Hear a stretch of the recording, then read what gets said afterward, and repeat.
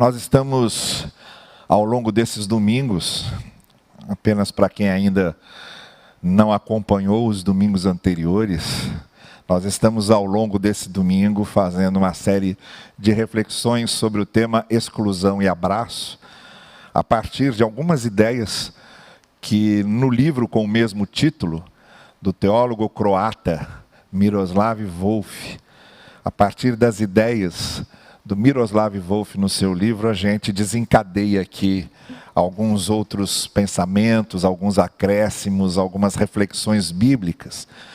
Se você quiser ler esse livro, ele está à sua disposição aqui na secretaria da nossa igreja. Talvez fosse até interessante, porque as referências que eu uso aqui na mensagem são apenas algumas referências iniciais. Depois, ao longo da mensagem, eu vou desenvolvendo as minhas reflexões pessoais sobre algumas questões que ele coloca no livro. Mas o livro é formidável, contemporâneo, necessário e traz, assim, ideias muito oportunas para que nós vivamos de fato a proposta do Evangelho, de sermos os braços de Cristo acolhendo e abraçando os outros, em vez de excluí-los. Então, se você quiser ler esse livro, você pode pegá-lo aqui na secretaria da igreja, adquiri-lo aqui, você pode fazer isso, tenho certeza que vai sair ganhando muito lendo esse livro do Miroslav Volf. Hoje eu gostaria, pela manhã, de fazer o que eu estou chamando de anatomia da exclusão, e à noite, na mensagem da noite, nós vamos fazer a anatomia do abraço. Vamos pegar ali algumas coisas que o autor de Exclusão e Abraço fala e algumas coisas sobre o qual ele reflete. E hoje vamos tentar de manhã, agora, nessa mensagem, dissecar o que é a ideia da exclusão, porque ela acontece. Por que excluímos o outro em vez de acolhê-lo?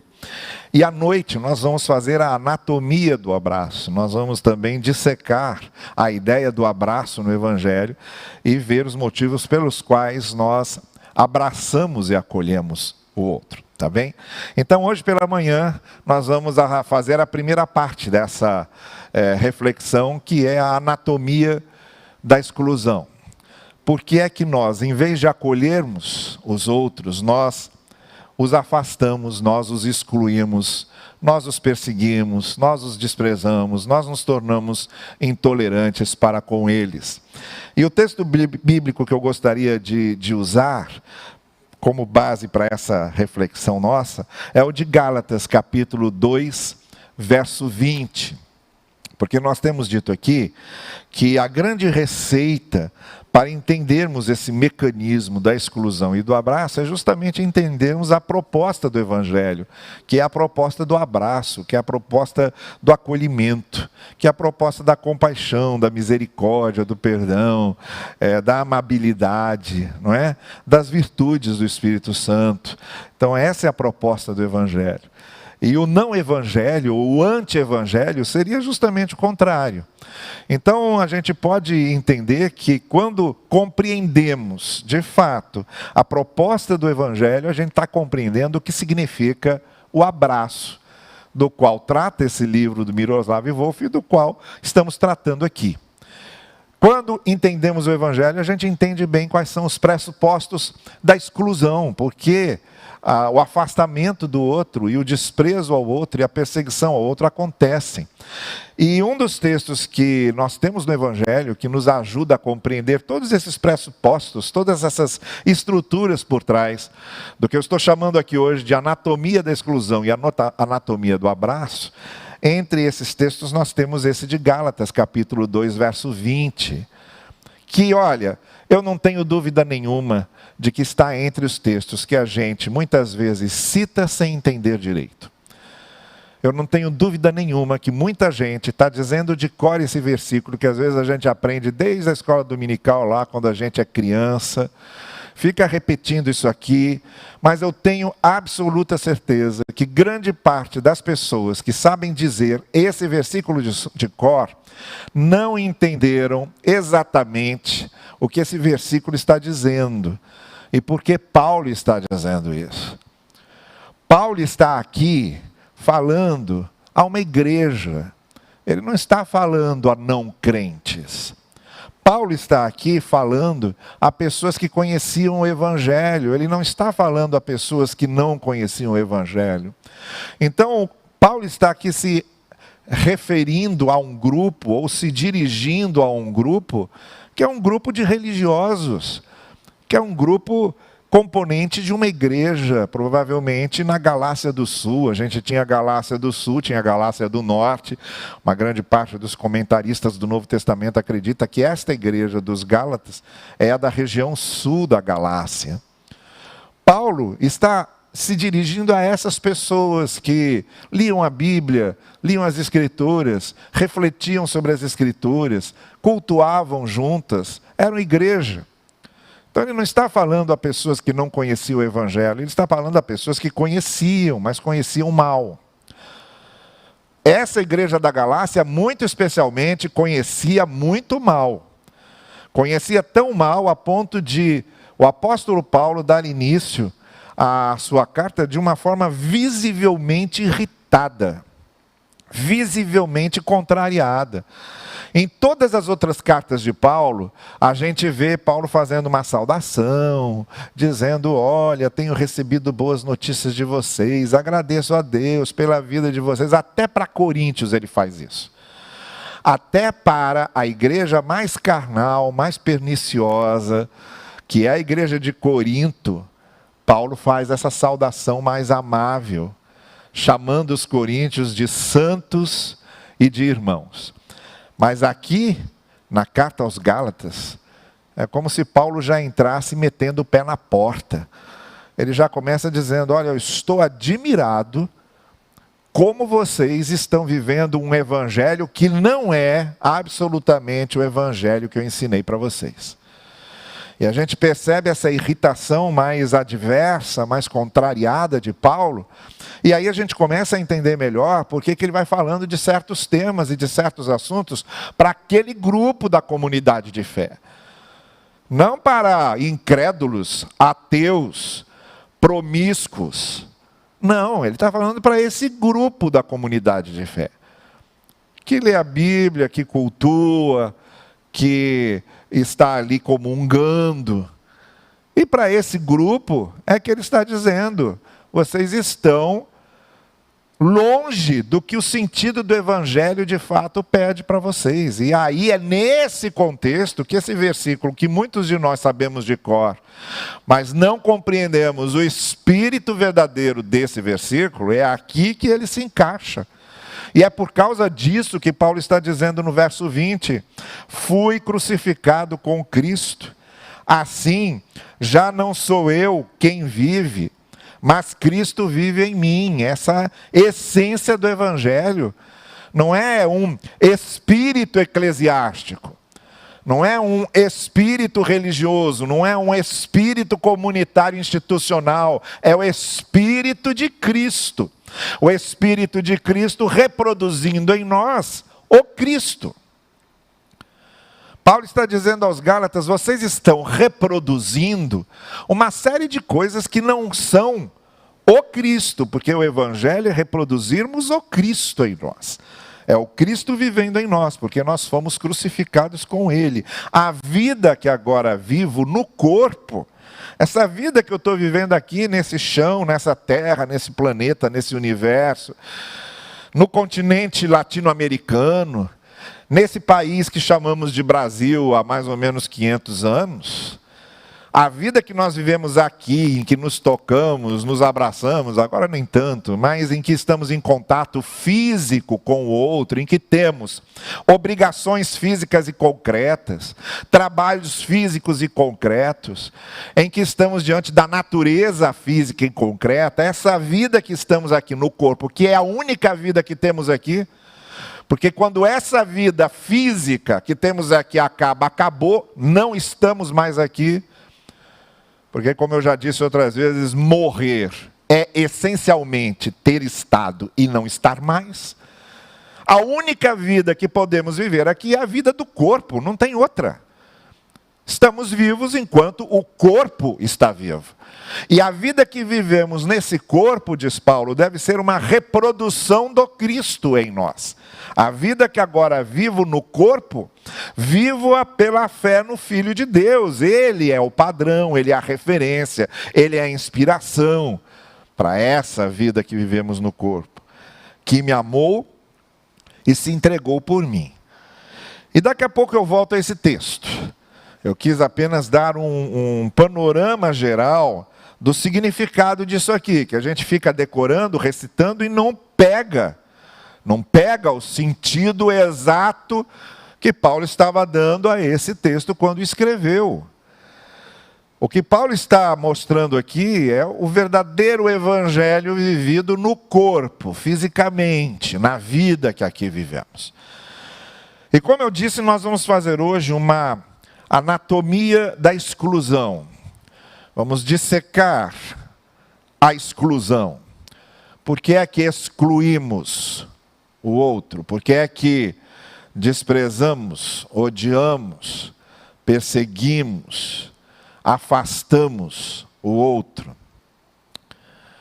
Quais são os pressupostos que estão por trás dessa ideia da exclusão e que já ficam subtendidos como pressupostos que não têm a ver com isso que o apóstolo Paulo está dizendo aqui? Os Gálatas tinham se tornado cristãos legalistas, literalistas, farisaicos, dando mais importância a regras e à letra do que ao espírito e ao sentido do ensino da palavra e do evangelho. Esse é o público da Galácia, da igreja da Galácia do Sul. Esse é o público para o qual Paulo está escrevendo. É o público da exclusão. Isto é, o público que não entendeu o que está acontecendo ali na proposta do evangelho que Paulo pregou a eles. É um pessoal que está obrigando a turma a guardar o sábado, a se circuncidar, mesmo gentios, que não eram judeus. Eles diziam, se não se circuncidar é porque não se converteu de verdade. Ora, a circuncisão, nós sabemos, era um ritual exclusivo para os judeus. Paulo estava pregando a gentios, eles eram gentios. E aquele grupo de cristãos judaizantes que vinha do judaísmo estava obrigando a turma a se circuncidar, mesmo sem ser judeu. A gente falou isso aqui no domingo passado, o evangelho é para ser vivido na cultura de cada um. O evangelho não é uma outra maneira de sermos judeus, não é uma outra maneira de sermos romanos, não é uma outra maneira de sermos gregos, é uma maneira de sermos brasileiros. É uma maneira de sermos latino-americanos, só que à luz do ensino de Cristo. Não há por que nós adotarmos ritualismos, obrigações que são de uma cultura como a judaica, por exemplo. Paulo dizia muito claramente, isso não vem junto no bojo da pregação. Isso não vem, esses rituais, esses costumes judaicos, não vêm na pregação do evangelho, porque vocês são gentios. Então Paulo está batendo direto nisso e está dizendo, olha, vocês estão aí com a cultura da exclusão, de excluir o outro, porque mais está importando para vocês os costumes que não são os de vocês e que não tem nada a ver com o evangelho. Então, que anatomia a gente pode fazer aqui, né? Quais seriam aqui os pressupostos essenciais da exclusão que não tem nada a ver com a ideia do acolhimento do evangelho? Eu menciono aqui dois pressupostos iniciais, dois pressupostos mais importantes que formam essa estrutura da mentalidade do desprezo, da perseguição, da exclusão do outro. Há dois pressupostos que são fundamentais para entendermos essa mentalidade.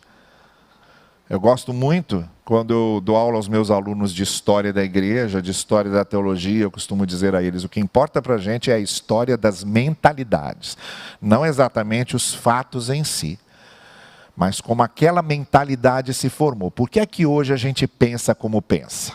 Não caiu do céu, isso veio formado ao longo dos séculos. Então, para entendermos a nossa estrutura de pensamento e até a nossa estrutura de visão de Deus, de fé e etc., nós precisamos entender de onde herdamos isso. Como se desenvolveu essa nossa mentalidade religiosa. E aqui a gente está perguntando como é que a gente identifica essa mentalidade da exclusão, essa mentalidade do anti-evangelho. E como eu dizia, há 2 pontos que são aqui cruciais. 2 pressupostos cruciais para a gente entender essa mentalidade da exclusão. O primeiro é a coisificação do outro. A gente começa a excluir os outros quando a gente coisifica o outro, ou quando torna o outro uma coisa que só nos interessa quando está de acordo com nossos interesses, de acordo com o nosso gosto, de acordo com nossa expectativa a respeito dele, de acordo com nossa ideologia, de acordo com nossa visão, de acordo com nossa opinião. Então, eu só trago o outro quando ele me interessa, quando eu posso usá-lo. Ou então, eu descarto o outro. Nós vivemos muito essa cultura do descarte, não é? A gente tem grande parte das coisas que nós usamos são descartáveis. O seu celular que você está aí assistindo agora, esse culto, por exemplo, é tremendamente descartável. Daqui, se você comprou ele agora no final do ano, daqui 2 anos, você vai ter que trocar. Você descarta, porque não serve mais. E nós vivemos essa cultura do descarte. E a gente descarta, assim como a gente descarta um copo plástico depois de usá-lo, a gente descarta as pessoas porque essa cultura da coisificação, ela se torna também algo real na nossa questão de relacionamentos humanos. Então, a primeira coisa que faz com que a gente exclua o outro é isso, é que a gente tornou o outro uma coisa que só nos interessa quando interessa aos nossos interesses profissionais, nossos interesses ideológicos, nossos interesses sexuais, nossos interesses materiais e financeiros. Aí eu vou, trago o outro para perto, uso o outro e depois eu descarto. Essa ideia da coisificação do outro faz inclusive com que eu descarte o outro sem cerimônias. Com que eu o use para atender as minhas necessidades físicas, emocionais, financeiras, de carência. E depois que essas necessidades estão supridas, eu o descarto. Porque ele não me interessa mais, ele é uma coisa que só me foi útil. E aí eu não me sinto culpado, eu não me sinto mal. Por quê? Porque o outro é uma coisa. Eu não tenho nenhuma dificuldade em fazer isso. Então esse é o primeiro pressuposto que forma a mentalidade da exclusão. O outro só é importante enquanto concorda com o meu credo. Concorda com a minha visão de Deus. Concorda com a minha fé. Concorda com o meu corpo doutrinário. O outro só pode ser acolhido se ele tiver a sã doutrina que eu tenho. Senão ele pode ser desprezado. Em vez de falar mal dos outros, vamos falar da gente. Nós batistas fizemos isso muito. Muito. Quando, por exemplo, negávamos a ceia a irmãos nossos só porque eles não eram batistas. Então, se você tinha alguém presbiteriano, congregacional, metodista, na sua congregação, participando do culto, cantando com você, lendo a Bíblia com você, orando com você, chegava na hora do culto, se dizia o seguinte: só para os que são da mesma fé e ordem. E aí você promovia aquela exclusão em massa. Eu comecei a perceber de que maneira isso era nocivo, antibíblico, antievangélico, no momento em que eu fui pregar numa igreja que possuía o ensino da ceia ultra restrita, que aí já não era só para os batistas em geral, era só para os membros daquela igreja local. Então só os membros daquela igreja local é que podiam participar da ceia, porque a ceia ali era ultra restrita. Então eu estive naquela igreja pregando quinta noite, sexta noite, sábado à noite, domingo de manhã. Domingo à noite, depois da mensagem, foram encerrar com a celebração da ceia. Eu não pude participar, porque eu não era membro da igreja. Eu preguei, compartilhei a palavra, falei do evangelho às pessoas.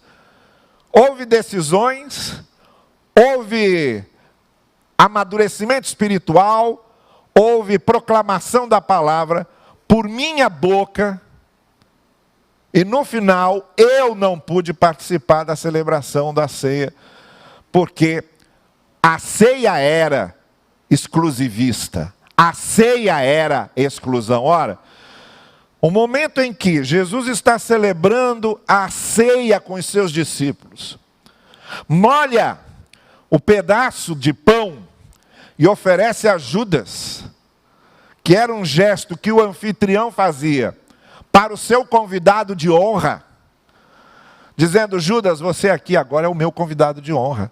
Numa última tentativa de tentar resgatá-lo daquele caminho ao qual ele estava se enveredando, nós fazemos justamente o contrário. O momento da ceia é justamente o momento em que excluíamos os irmãos. Os batistas fizeram isso durante muito tempo. Agora, de uns 40 ou 30 anos para cá, mais aproximadamente em redor disso aí, é que essas muralhas começaram a cair. Mas a gente fazia muito isso. Então a mentalidade da exclusão é essa de, porque o outro não participa do meu sistema doutrinário, ele não é irmão em Cristo, ele não é filho de Deus, ele não é verdadeiramente salvo e coisas do tipo, que a gente vivia dizendo, não é? Chamando de primo, e essas barbaridades que normalmente se dizia em nome da fé institucional. Olha, eu não tenho receio nenhum de dizer. O pessoal fica às vezes falando aí, porque o comunismo matou não sei quantas pessoas. A maior instituição de perseguição a quem pensava diferente foi inventada pelo cristianismo. A Inquisição da Idade Média foi a estrutura maior, mais abrangente de pegar o outro que pensava ao contrário, que não concordava com a sua fé, e queimá-lo. Na época da Inquisição, a pessoa era presa sem saber do que estava sendo acusada, ficava presa meses, em que se acreditava que ela teria oportunidade de pensar no errado que ela fez e se arrepender, e depois ela, se não fazia isso, porque nem sabia o que tinha feito errado, era condenada e queimada, porque pensava diferente do ensino oficial da igreja medieval. Foi o maior sistema de perseguição e de morte do diferente do outro. Quem criou não foi o comunismo, foi a igreja cristã. Durante todo o grande período medieval. Perseguimos como cristãos e matamos muita gente. Isso sem falar na dizimação de indígenas e de outras culturas que fizemos em nome do evangelho. A maior estrutura de exclusão, de perseguição do outro, quem criou foi a instituição cristã ocidental. Então, o primeiro pressuposto que nos leva à exclusão é a coisificação do outro. O outro é uma coisa que me interessa enquanto é igual a mim, senão eu piso em cima. Eu descarto. Eu persigo. O segundo pressuposto, eu chamaria aqui de arrogância da falsa pureza, que é o segundo motivo que me leva a excluir o outro. Eu excluo o outro então porque o outro é uma coisa que só me interessa enquanto me interessa. E o segundo motivo que me leva a excluir o outro é eu eleger a minha maneira de viver como a única maneira pura de viver. Eu crio um código moral para mim, e quem está fora desse código moral não é considerado puro, é considerado impuro. Jesus Cristo e os seus discípulos bateram de frente com essa situação. Porque os maiores críticos de Jesus foram justamente os fariseus, que era uma seita dentro do judaísmo. A própria palavra fariseu significa separado. Eles se sentiam os únicos puros, os verdadeiramente separados dos demais. E batiam de frente com Jesus e com seus discípulos todas as vezes, porque na visão dos fariseus, a maneira de Jesus viver, o que Jesus ensinava, era uma maneira impura de ser. Os seus discípulos eram impuros, porque a única pureza que eu levo em consideração é a do meu código moralista, é a do meu código religioso. E quando sai desse meu código religioso, o outro é impuro.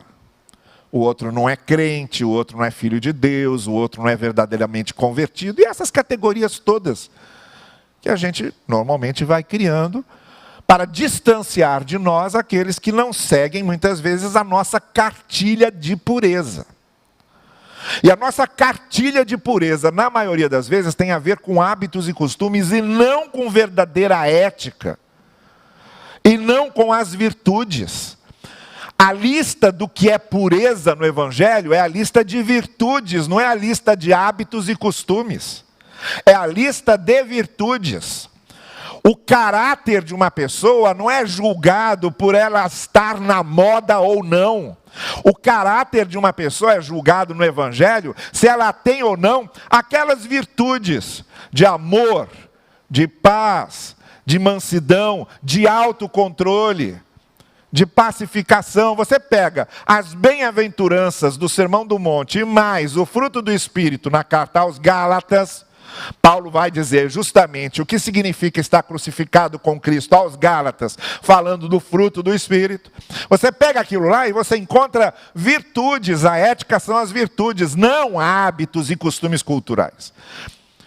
O nosso problema é que a gente forma um corpo de pureza em cima de hábitos e costumes e não em cima do código de virtudes que é verdadeiramente o fruto do Espírito.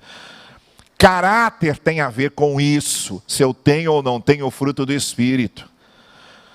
Se eu tenho ou não tenho as virtudes das bem-aventuranças, isso é o caráter do cristão. Então, os fariseus julgavam como impuros coisas que fugiam da lei, do regramento, do literalismo farisaico. Por isso eles excluíam. E aí, em cima da falsa pureza, nasceram um monte de conceitos, como, por exemplo, o conceito de raça pura. Olha o perigo desse conceito, uma raça pura. O conceito de sangue puro, esse tem sangue puro. Olha que coisa diabólica. O conceito de, esse aí tem berço. Esse tem berço, berço puro. O conceito de ideologia pura. Olha o risco para um país, de um governo dividir o país em quem tem ideologia pura e quem não tem. Todos esses conceitos fazem parte desse conceito de falsa pureza, em que eu sou o puro, e aqueles que seguem a minha cartilha de moralismo também são puros. Os que não seguem eu excluo. Bem, esses são os dois pressupostos principais. A gente dissecando a ideia de exclusão, nós temos aqui os dois pressupostos principais que formam essa mentalidade da exclusão, que é a coisificação do outro e é a arrogância, a vaidade, o orgulho, a soberba da falsa pureza. E aí eu gostaria de ilustrar isso com uma parábola, que é a parábola do bom samaritano. Porque você encontra essas duas figuras ali. Aquela pessoa que é assaltada, batem nela, deixam ela praticamente morta. Quem faz isso são os ladrões que são movidos pelo pressuposto da coisificação do outro. Aquele lá interessa que ele tem coisas que eu quero. Eu vou, tiro dele o que me interessa e depois eu deixo, abandono ele no caminho. Então essa foi a mentalidade dos ladrões. Todo mundo que possui uma mentalidade de exclusão, que parte da coisificação do outro, está roubando a dignidade do outro. É tão ladrão quanto esses ladrões da parábola. Tem gente que deixa o outro semi-morto, depois de passar por cima dele, porque o outro é só uma coisa, é ladrão da dignidade do outro. Os outros personagens da parábola são aqueles que possuem a arrogância da pureza, que é o levita e que é o sacerdote, que não se aproximam para ajudar aquele caído na estrada porque eles não podiam se contaminar, porque não sabiam se ele podia ser um homem gentil, um leproso. Estavam indo para o culto e não podiam se contaminar pegando, tocando num gentil, num leproso. Você pensa que isso é de lá? Não, isso é de agora. A gente em Israel, com o grupo que eu levei para Israel em 2014, a gente via lá os ultra-ortodoxos, judeus ultra-ortodoxos, passando fora da calçada, por cima dos jardinzinhos da calçada. Aí eu perguntei para a nossa guia, por que eles passam no jardinzinho da... Porque eles estão indo para o Muro da Lamentação, e não podem esbarrar, porque eles podem esbarrar numa mulher menstruada, eles podem esbarrar num gentil, que são vocês, todos gentios, eles podem esbarrar num doente. E eles estão indo para o Muro das Lamentações louvar a Deus e não podem se contaminar esbarrando nessas pessoas. Então eles vão lá no cantinho. Era essa a mentalidade dos fariseus, do levita, do sacerdote. Não posso esbarrar nele porque ele é impuro. E aí é que, claro, Jesus Cristo conta essa parábola fazendo uma grande ironia com essa turma toda, não é? Dizendo, estão indo louvar a Deus e passando por cima do outro. Bom, agora eu concluo então, voltando a esse texto de Gálatas.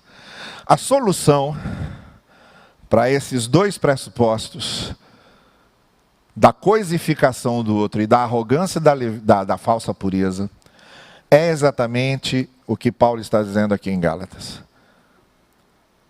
Quando a gente lembra que Deus, em vez de nos coisificar, morreu por nós e se entregou por nós.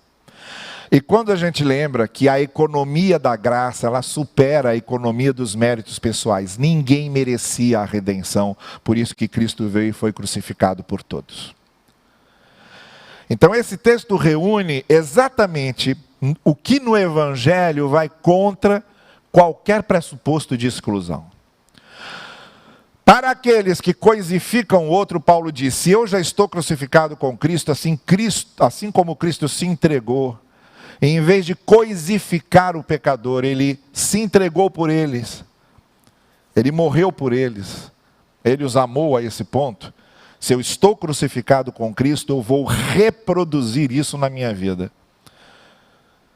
Agora, se eu estou crucificado com Cristo, diz Paulo, eu vou lembrar que a cruz de Cristo é Deus resolvendo salvar todo mundo pela graça, porque no critério da pureza não sobra ninguém. Diante da cruz, nós todos somos pecadores, todos impuros. Não há código de pureza que nos justifique. Nós estamos todos debaixo do fato de sermos pecadores e por causa disso há a cruz. Agora, quando eu estou crucificado com Cristo, eu reproduzo isso. O outro não é o impuro, o outro é como eu, pecador, que precisou da graça de Deus, da cruz de Cristo. O outro é como eu, e eu sou como ele. Ambos, eu e ele, necessitamos da graça de Deus. Por isso Paulo diz àqueles Gálatas, olha, parem com isso. Parem de coisificar os outros com essas leis, com esses literalismos, com esses ritualismos de vocês.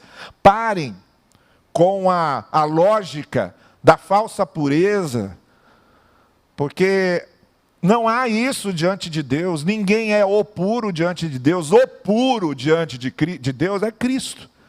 E o puro, que é Cristo, entregou sua vida para que pudéssemos ser perdoados. E todos nós precisamos ser perdoados pela graça, porque todos nós somos aquele homem na beira do caminho, e só Cristo é esse bom samaritano que nos resgata. Então, nessa anatomia da exclusão, em que está aqui o princípio da coisificação do outro, e o princípio da arrogância, da falsa pureza, a resposta para essas duas coisas é o fato de nos deixarmos crucificar com Cristo. E reproduzirmos na vida física, através desse corpo, que é o que nos mantém vivos aqui, reproduzirmos na nossa vida física aqui, exatamente o princípio de estar crucificado com Cristo. Em vez de coisificar o outro, eu vou sempre reconhecer no outro a dignidade de Deus que está nele, seja ele quem for. E vou sempre me entender como alguém que precisa da graça para ser salvo. Então eu não sou em nada maior do que o outro, que também precisa da graça para ser salvo. Para Paulo, essa é a única maneira dos Gálatas evitarem a mentalidade da exclusão. Não só os Gálatas. É a única maneira de nós, como reprodutores do Cristo em nós, evitarmos a mentalidade da exclusão. À noite, a gente está aqui com a anatomia do abraço. Assim como a gente dissecou a exclusão, nós vamos dissecar o abraço e ver como é que o acolhimento do Evangelho acontece e pode acontecer através das nossas vidas. Vamos lá? O pessoal do louvor agora vai nos conduzir aqui em mais um momento de louvor. Enquanto é isso, vá colocando aí o seu coração diante do Senhor e diga a Ele: Senhor, muda a minha mentalidade. Eu quero a mentalidade de Cristo, eu quero a mentalidade do Evangelho. Se eu sou um coisificador do outro, me ajude a não ser mais. Se eu sou esse arrogante da falsa pureza, tira de mim essa arrogância. E em mim deixe apenas a reprodução do Cristo crucificado. Nós, como reprodutores em nossas vidas do Cristo crucificado, é isso que o Evangelho nos desafia.